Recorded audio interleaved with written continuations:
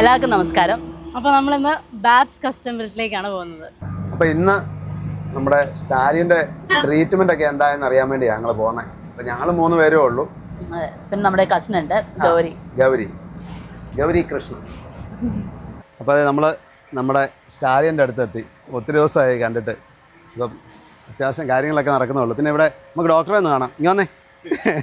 Doctor ഒരാഴ്ച കൊണ്ട് പണി തീർത്താന്ന് പറഞ്ഞിട്ട് എന്നാ പണി ശരിക്കും പറഞ്ഞു കഴിഞ്ഞാൽ 2 ആഴ്ച കൊണ്ട് തീർത്തു.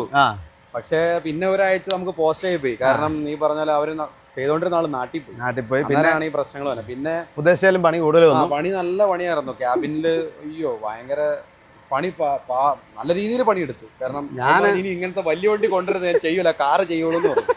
കാർ ചെയ്യുന്ന പണിക്കാരെ കൊണ്ടാണ് ജയിക്കുന്നത്. അതെ, അപ്പൊ ഇവര് പറഞ്ഞ പോലെ ലോറി കാണുമ്പോൾ തന്നെ ടെൻഷൻ. ഇതിന് മൊത്തം അടിക്കേണ്ടി വരും. ഞാൻ പറഞ്ഞു ഈ പോർഷൻ ഇല്ല, ക്യാബ് മാത്രമേ ഉള്ളൂ എന്ന് പറയാൻ കുഴപ്പമില്ല. അല്ല, ഞാൻ പറഞ്ഞ ചെറിയ തോതിൽ എങ്ങനെയാലും ഒക്കെ ഒന്ന് അടിച്ചാൽ മതി. ബ്രഷിന് അടിക്കാനാ പറഞ്ഞത്. നമുക്ക് ആ പരിപാടി പറ്റൂല. ബ്രഷിന് അടിച്ചിട്ട് എങ്ങനെയാ വണ്ടി പുറത്തേക്ക് ഇറക്കി വിടണേ? അന്നേരം ആൾക്കാർ ചോദിക്കൂല എത്ര മോശമായിട്ടാണ് ചെയ്തതെന്ന്. പക്ഷെ ഇത് നമ്മള് കുണ്ടിലും കുഴിയിലും മലയിലും ഒക്കെ കയറുന്ന വണ്ടിയല്ലേ. എന്നാലും നീറ്റായിട്ടിരിക്കണം. ഇനി വേണമെങ്കിൽ തിളക്കാൻ കുഴപ്പമില്ല, പ്രശ്നമില്ല. നമ്മൾ ഇറക്കുമ്പോൾ എന്തായാലും നീറ്റായിട്ട് ഇറക്കണം. അല്ലെങ്കിൽ നമുക്കൊരു മനസ്സിനൊരു സംതൃപ്തി ഉണ്ടാവില്ല. അപ്പൊ അതുകൊണ്ട് ആദ്യം വലിയ പെയിന്റ് ഒന്നും വേണ്ടെന്ന് പറഞ്ഞു. പക്ഷേ ഇത് നൂർത്ത് പിടിച്ചൊക്കെ വന്നപ്പോഴത്തേനും കുറെ പെയിന്റ് എല്ലാം പോയി.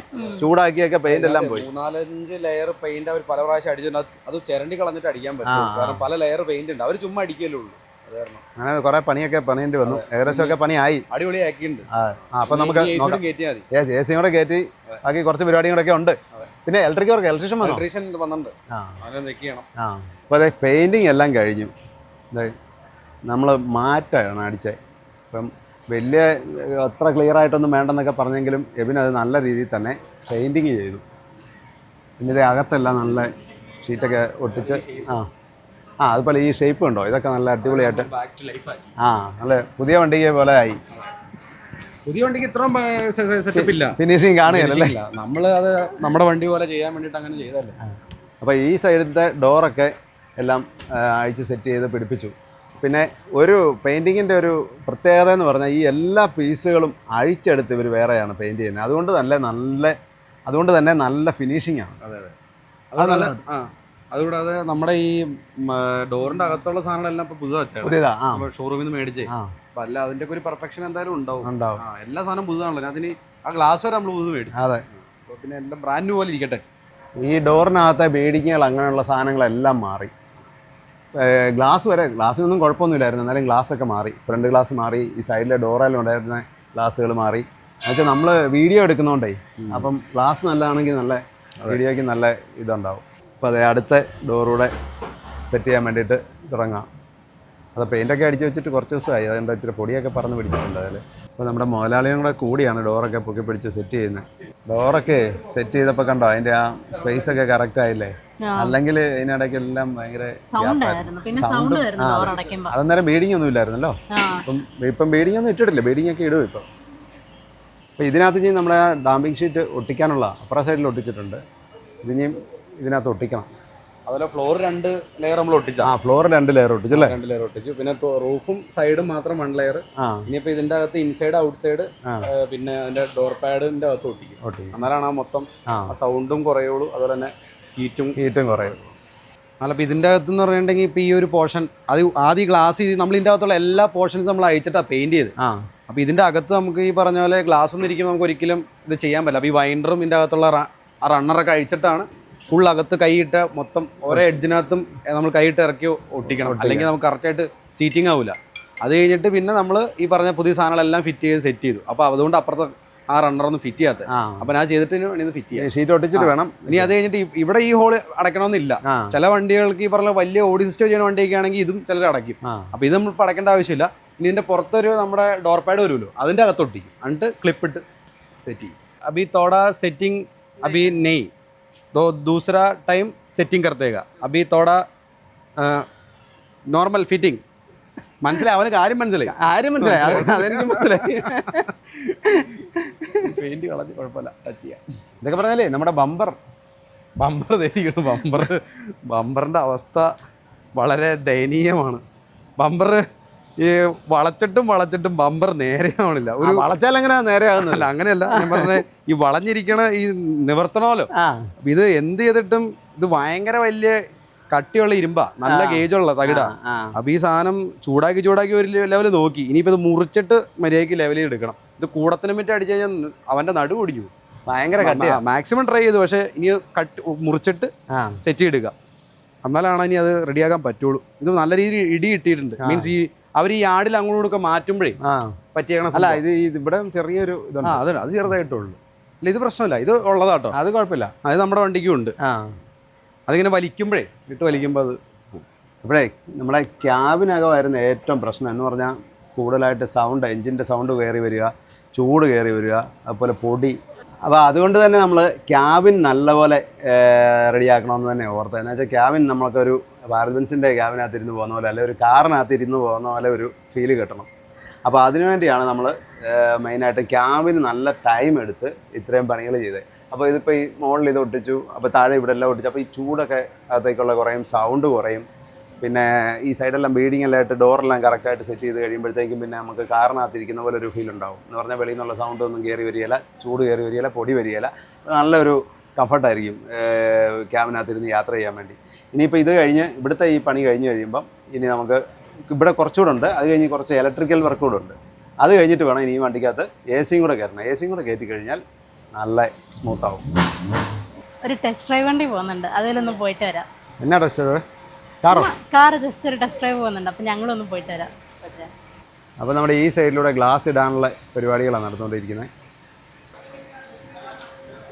ആ ഗ്ലാസിൻ്റെ ബീഡിങ് ഒക്കെ പറയുകയാണെങ്കിൽ നല്ലതായിരുന്നു, ഒരു കുഴപ്പമില്ലായിരുന്നു. അതുകൊണ്ട് അതൊന്നും മാറിയില്ല. ഞാൻ ശരിക്കും പറഞ്ഞാൽ ഈ ക്യാബിനൊന്നും ഇപ്പോൾ പെയിൻറ്റ് ചെയ്യണമെന്ന് ഓർത്തതല്ല, എല്ലാം പിന്നെ എപ്പോഴും ഒരുമിച്ച് ചെയ്യാമെന്നാണ് ഓർത്തത്. ഇതെല്ലാം ഒന്ന് നല്ലപോലെ ഡോറൊക്കെ സെറ്റ് ചെയ്ത് സീറ്റിംഗ് ആക്കി നല്ല ക്യാബിൻ നല്ലൊരു സെറ്റപ്പ് ആക്കണമെന്നാണ് ഓർത്തത്. പക്ഷേ ഇവിടെ കൊണ്ടുവന്ന് അഴിച്ചു കഴിഞ്ഞപ്പം ഈ ക്യാബിനും ആ ഡോറിനൊക്കെ ചെറിയ ബെൻഡുണ്ടായിരുന്നു. അപ്പോൾ അതെല്ലാം ഗ്യാസെ പഴുപ്പിച്ചൊക്കെ ചൂടാക്കി വന്നു കഴിഞ്ഞപ്പോഴത്തേക്കും പെയിൻ്റ് എല്ലാം പോയി. പിന്നെ പെയിൻ്റ് അടിക്കാതിരിക്കാൻ പറ്റിയല്ല, അതായിപ്പോയി. അങ്ങനെയാണ് പിന്നെ പെയിൻ്റ് അടിക്കാൻ തീരുമാനിച്ചത്. അപ്പോൾ നമ്മുടെ ക്യാരവനും ചെറിയ ചില്ലറ പരിപാടികളുണ്ട്. 1-2 ലൈറ്റിൻ്റെയൊക്കെ കണക്ഷനൊക്കെ റെഡിയാക്കാനുണ്ട്.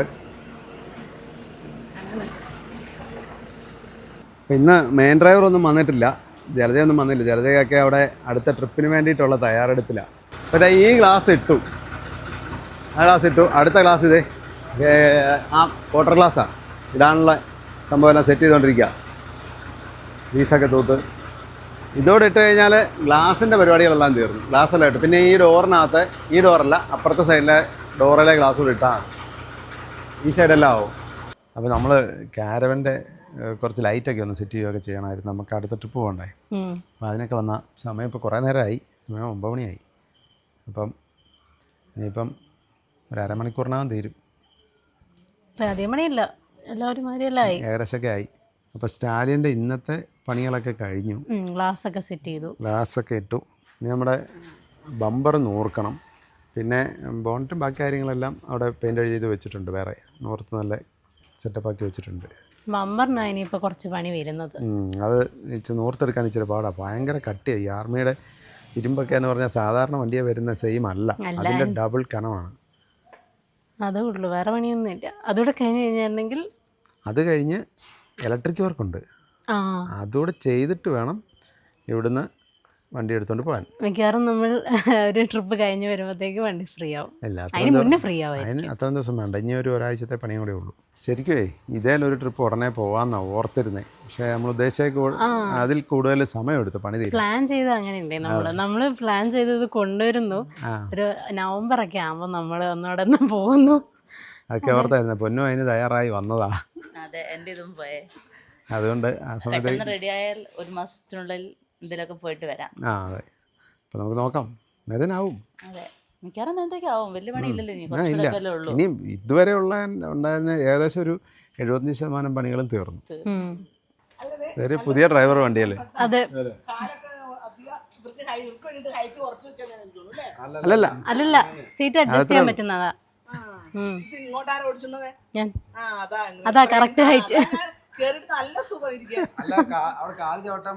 നല്ല സുഖം. അതാണ് എയർ ബ്രേക്ക്. എങ്ങനെയുണ്ട് സാധനം? എയർ ബ്രേക്ക് പയ്യെ ഗ്ലാസ് പൊട്ടിച്ച് പുറത്ത് വരും. വളരെ സോഫ്റ്റ് ടച്ച് ആയിരിക്കും. മമ്മിക്ക് വലിയ വണ്ടികളോട് താല്പര്യമുള്ള എനിക്കറിയില്ലായിരുന്നല്ലോ, അല്ലെങ്കിൽ മമ്മീനെ ആ ലോറി കൊണ്ടുപോകുന്ന ഒരു ദിവസം ഇങ്ങനെ ആഗ്രഹം പറഞ്ഞാലേ അറിയുള്ളൂ. സൈഡൊന്നും അറിയില്ല കേട്ടോ നമുക്ക്. ആ വണ്ടി ഓടിക്കാനല്ല, വെറുതെ ഇരിക്കാൻ കൊണ്ടുപോകുന്ന പറഞ്ഞേ, വണ്ടി ഓടിക്കാനല്ല. അതല്ല, സൈഡൊക്കെ ഗ്ലാസ്സിൽ നോക്കണം. ഈ അടച്ചിടുമ്പോ നമുക്ക് അത് എക്സ്പീരിയൻസ് വേണം. ചുമ്മാ ഒരാൾക്ക് നേരെ കയറി ഇരുന്ന് ഓടിക്കാൻ പറ്റും. അപ്പൊ കൊച്ചവിടെ പോയ ഓടിച്ചിങ്ങനെ അത് വീട്ടിൽ കിടക്കുമല്ലേ വണ്ടി. ഓടിച്ചാണോ പഠിച്ചാ? പിന്നെ റോഡിൽ ഓടിക്കാൻ പിന്നെ അങ്ങനെയല്ല, ഗ്രൗണ്ടിലൊക്കെ ഇട്ട് സൈഡൊക്കെ അറിയണമല്ലോ. അത് നമ്മള് ലോറി ഓടിച്ച് എക്സ്പീരിയൻസ് ഉണ്ടല്ലോ, അപ്പൊ പിന്നെ സൈഡ് കിട്ടും. ഏത് വണ്ടിയാലും സൈഡ് കിട്ടും. ഇപ്പോഴേ വണ്ടിയുടെ പണിയൊക്കെ കഴിഞ്ഞു, പരിപാടി എല്ലാം കഴിഞ്ഞു, പോവാം. നമ്മുടെ കാറും കൂടെ ഉണ്ട്, അതുകൂടെ എടുത്തോണ്ട് വേണം പോവാൻ. ഞാനെന്നാ കാർ എടുത്തിട്ട് വരാം, നിങ്ങൾ ഇതിൽ ഫ്രണ്ടിൽ പോക്കോ. ആണോ? ഞങ്ങൾ ഇതാ പോകാനോ? ഞാനും പിന്നെ കൂടെ. ആ, അച്ഛനും മോളും കൂടെ പോരെ. അച്ഛന്റെ സ്നേഹമുള്ള കുട്ടി. അപ്പൊ നമുക്ക് പോയേക്കാം, ഇത്ര സമയമായി.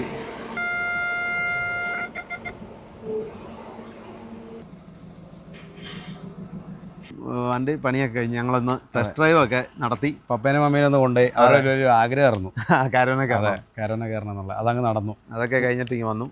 അപ്പോൾ ഇനിയിപ്പം നമുക്ക് പോവാം. അപ്പോഴേ നമ്മുടെ അത് സെറ്റ് ചെയ്തോളാം, നിങ്ങൾ ധൈര്യമായിട്ട് പോകും, നോ പ്രോബ്ലം.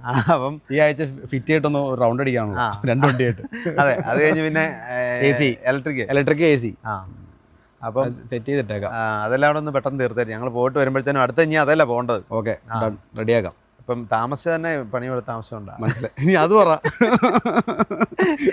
നിങ്ങൾ തിരക്കല്ലേ, ഒരു ദിവസം മുതൽ അടുത്ത സ്ഥലത്തേക്ക് പോകല്ലേ, നിങ്ങൾക്ക് ഓട്ടത്തോടെ ഓട്ടമല്ലേ. ഞങ്ങളൊരു ട്രിപ്പ് പോയാൽ പിന്നെ ഒരു മാസം കഴിഞ്ഞല്ലേ തിരിച്ചു വരുന്നത്. അതെ അതെ, അപ്പൊ ആ വണ്ടിയെ പോകണമെന്നായിരുന്നു ആഗ്രഹം, പക്ഷെ അത് നടന്നില്ല. അല്ല, അത് കറക്റ്റ് ആക്കിയിട്ട് പോയാൽ അല്ലെങ്കിൽ പിന്നെ അത് ഈ പറഞ്ഞ പോലെ വഴിക്ക് എന്തെങ്കിലും. അതെ അതെ അതെ. അപ്പം വയറിങ് പ്രോപ്പറായിട്ട് ചെയ്തില്ലെങ്കിൽ പിന്നെ അതുകൊണ്ടാ പിന്നെ എല്ലാം നോക്കിയിട്ട് പോകാന്ന് വെച്ചാൽ. അതെ, അത് പെർഫെക്റ്റ് ആയിട്ട് പോയാൽ ലോങ് പോയി കഴിയുമ്പോഴേ. അതെ അതെ, അതുകൊണ്ട് പിന്നെ ബാക്കി മെക്കാനിക്കലെല്ലാം ആയി. ഇനിയിപ്പം ഇനി വയറിങ് കൂടെ നോക്കിയാൽ, AC വയറിങ് അതോടെ ഉള്ളു. AC കൂടെ ആയാൽ പിന്നെ കിച്ചൺ സെറ്റപ്പ് ചെയ്യണം.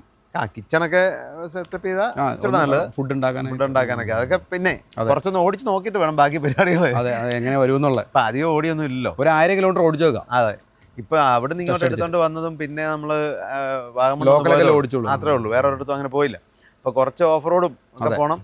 അതെല്ലാം കഴിഞ്ഞിട്ട് വേണം നമുക്ക് ലോങ്ങിലേക്ക് പിടിക്കാൻ. മനസ്സിലായി, സെറ്റ് ചെയ്യാം. അപ്പൊ എന്തായാലും പോയിട്ട് ഓൾ ദി ബെസ്റ്റ്. ഓക്കെ, തകർക്ക്. പറ്റുവാണെങ്കിൽ വരാം. ഓക്കെ, ഇടയ്ക്ക് പറ്റുവാണെങ്കിൽ ജോയിൻ ചെയ്യാൻ നോക്കട്ടെ. ഫ്ലൈറ്റ് ടിക്കറ്റ് ഒക്കെ ആ സമയത്ത് കിട്ടുവാണെങ്കിൽ നോക്കട്ടെ. രാജസ്ഥാൻ എനിക്ക് ഭയങ്കര ഇഷ്ടപ്പെട്ട സ്ഥലമാണ്. രാജസ്ഥാനും അടുത്ത ട്രിപ്പ് നമ്മൾ രാജസ്ഥാനും ഹിമാചലും ആവും. അതെ അതെ അതെ അതെ, അതാണ് എനിക്ക് ഏറ്റവും ഇഷ്ടപ്പെട്ടുള്ള ഒരു സ്റ്റേറ്റ് ആണ്. അടിപൊളിയാ, കറക്റ്റ് സമയം, നല്ല തണുപ്പും. അതെ, ഇപ്പൊ നല്ല കാലാവസ്ഥ. അതുകൊണ്ടാണ് ഈ സമയത്ത് പോകാന്ന് വെച്ചാൽ. രാജസ്ഥാൻ അല്ലെങ്കിൽ നമ്മൾ കാര്യം അതിൽ ഒരുപാട് പോയിട്ടുണ്ടെന്ന് പറഞ്ഞാലും എക്സ്പ്ലോർ ചെയ്യാൻ പറ്റിയിട്ടില്ല. അതായത് ലോറി കൊണ്ട് പോകുമ്പം ചൂട്, വെയിലല്ലേ, ഭയങ്കര ചൂടുമല്ലേ. ഇപ്പൊ തണുപ്പ. പുഷ്കറിലൊക്കെ ഇപ്പൊ അത്യാവശ്യം നല്ല മറ്റേ ക്യാമൽ ഫെസ്റ്റിവലും ഇതൊക്കെ ഉണ്ടല്ലോ, കാണുകയും ചെയ്യാം. കറക്റ്റ് സമയം. അതുകൊണ്ടൊരു അടുത്ത നമ്മളിനി ഒരു രാജസ്ഥാൻ ഹിമാചൽ ട്രിപ്പാണ്. അതെ, അപ്പം അതിൻ്റെ രാജസ്ഥാനി വൈബ്സ്. അതെ അതെ. അപ്പം ഇന്ന് ജലജ വരാഞ്ഞതും അതാ, അതിനുള്ള തയ്യാറെടുപ്പുകളൊക്കെയാണ്. അതെ, പാക്കിംഗ് ഒക്കെ ആയിട്ട് നിൽക്കാം. ഇവരുടെ വീഡിയോ എടുക്കുന്നു, അവിടെ പണിയെടുക്കുന്നു. അപ്പോൾ ശരി, ഓക്കെ, കാണാം. തിരിച്ച് നമ്മൾ കൂത്താട്ടുകുളം എത്തി. അപ്പം മുത്ത് കാറും കൊണ്ട് മുന്നേ പോയി. മുത്ത് പെട്ടെന്ന് ചെല്ലും, നമ്മൾ പിന്നെ പതുക്കെ ചെല്ലുള്ളൂ. കാറ് പെട്ടെന്ന് ഓടിയെത്തുമല്ലോ. അതെ, നമുക്ക് ശകലം ഡീസൽ അടിച്ചിട്ട് പോവാം. ഡീസൽ കുറവാണ്.